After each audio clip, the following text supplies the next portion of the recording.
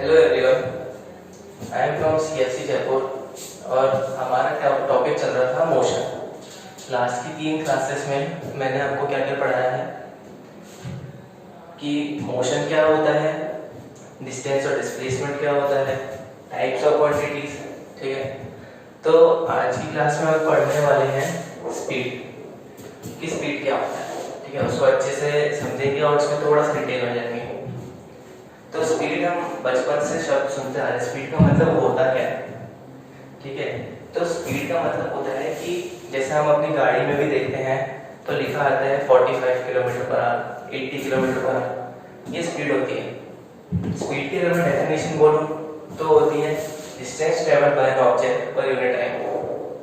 मतलब कि कोई ऑब्जेक्ट कितना डिस्टेंस ट्रेवल कर रहा है किसी पर्टिकुलर टाइम में, उसको मैं स्पीड बोलता हूँ। अभी जो पर यूनिट टाइम है ये 1 घंटा भी हो सकता है या फिर 1 मिनट भी हो सकता है। So this is the general definition of speed, that distance travelled by an object per unit time is called speed.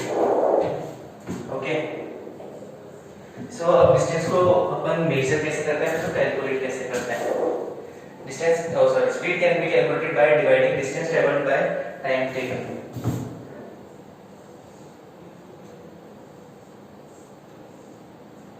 इधर ये इसका फॉर्मूला हो जाता है कि जो स्पीड है वो है डिस्टेंस अपॉन टाइम। यहाँ पर v जो है उसको अपन बोलते हैं speed, v is denoted for speed, s is written for distance and t for time taken. Okay, तो और ये चीज की स्पीड स्केलर क्वांटिटी होती है, ये मैंने लास्ट क्लास में ही आप लोगों को बता दिया था कि स्पीड स्केलर क्वांटिटी क्यों होती है। क्योंकि जब भी अपन स्पीड को बोलते हैं या फिर स्पीड को डिफाइन करते हैं तो हमें सिर्फ मैग्नीट्यूड चाहिए होता है, डायरेक्शन की हमें कोई नीड नहीं होती।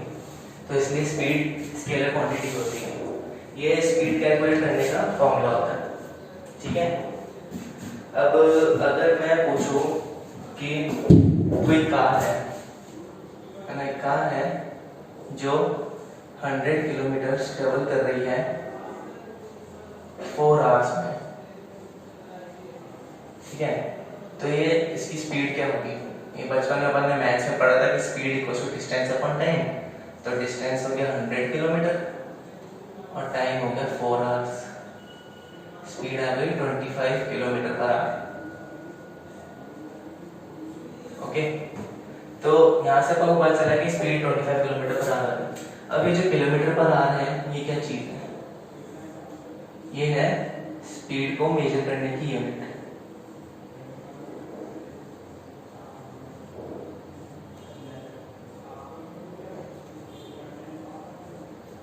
ओके, सो ये तो अभी किलोमीटर पर आवर पे है। ठीक है, लेकिन अगर मैं बोलूं कि जो स्पीड होती है उसकी ऐसा यूनिट क्या होती है, तो वो होती है मीटर पर सेकेंड। अब यहाँ पर ये क्वेश्चन आता है कि ऐसा यूनिट क्या चीज है, ऐसा यूनिट क्या होता है, या फिर यहाँ पे ऐसा यूनिट क्यों यूज करी गई। तो मैं बता दूं कि जो ऐसा यूनिट होती है उसका मतलब होता है इंटरनेशनल स्टैंडर्ड ऑफ यूनिट।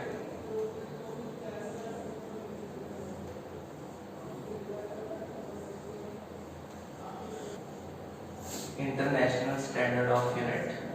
ठीक है, तो ऐसा यूनिट होती है इंटरनेशनल स्टैंडर्ड ऑफ यूनिट। अब इसका रोल क्या है, अपन इसको क्यों पढ़ते हैं, इसको अपन इसलिए पढ़ते हैं जैसे कि अपन मान ले कि अपन कोई चीज को मेजर कर रहे हैं। मान लेते हैं अपन डिस्टेंस को मेजर कर रहे हैं कि मैं एक पॉइंट ए से लेकर बी तक का डिस्टेंस मेजर कर रहा हूँ। ठीक है, तो इसको मेजर करने के मेरे पास बहुत सारे मेथड होते हैं कि मैं इसको मैं किलोमीटर में मेजर कर सकता हूँ, वहीं मैं इसको मीटर में भी कर सकता हूँ, इसको मैं सेंटीमीटर में भी कर सकता हूँ,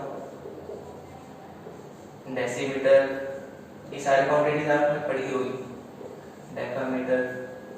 लेकिन अब कोई इसको किसी चीज में बोले, कोई इसको किसी और चीज में बोले, लेकिन जो ऐसा यूनिट होती है वो एक स्टैंडर्ड सेट कर देती है कि नहीं, अपन को जो डिस्टेंस है उसको अपन को मीटर में ही मेजर करना है, फिर किलोमीटर में ही मेजर करना है। ठीक है ना, तो इसलिए ऐसे यूनिट का रोल आता है। और जैसा मैंने बताया कि स्पीड की ऐसे यूनिट मीटर पर सेकंड होती है।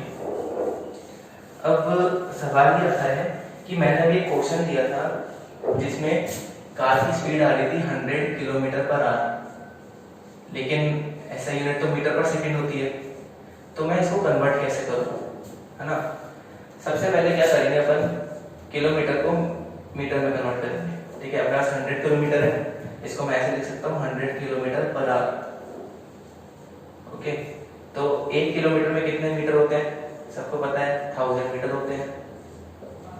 तो यहाँ पर मैंने लिख दिया इंटू 1000। वहीं मैं पूछूं कि 1 घंटे में कितने सेकंड होते हैं, वो होंगे 60 इंटू 60 सेकेंड। क्यों? क्योंकि 1 घंटे में 60 मिनट होते हैं और 1 मिनट में 60 सेकंड होते हैं। ठीक है, तो इसको अपन सॉल्व कर लें तो ये आ जाएगा 250/9। ठीक है ना।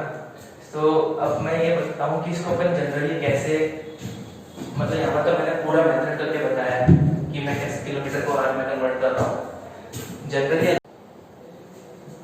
तो अगर मेरे को किलोमीटर पर आवर को मीटर पर सेकंड में कन्वर्ट करना है तो मैं उस क्वांटिटी को 5/18 से मल्टीप्लाई करूंगा। क्यों?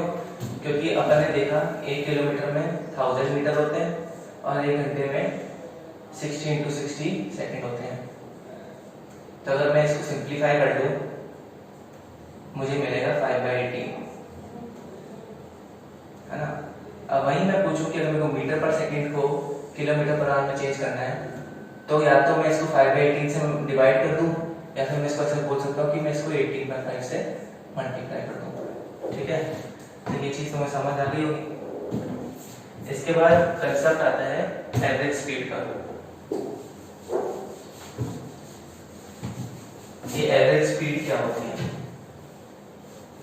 अब मैं मान लो कि मैं बहुत लंबा डिस्टेंस ट्रेवल कर रहा हूँ, जैसे कि मैं जयपुर से दिल्ली जा रहा हूँ। ठीक है, तो कई पॉइंट्स ऐसे आएंगे जहाँ पर मेरी स्पीड होगी 120 किलोमीटर पर आवर। हो सकता है कहीं पे स्पीड हो जाए 80, हो सकता है कहीं पे मुझे रुकना भी पड़ जाए।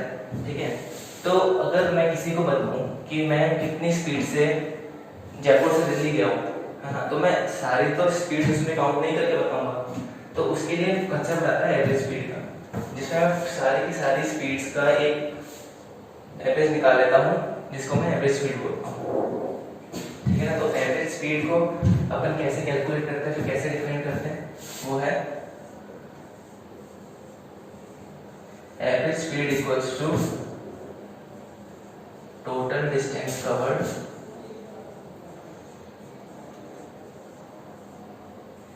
Upon total time taken.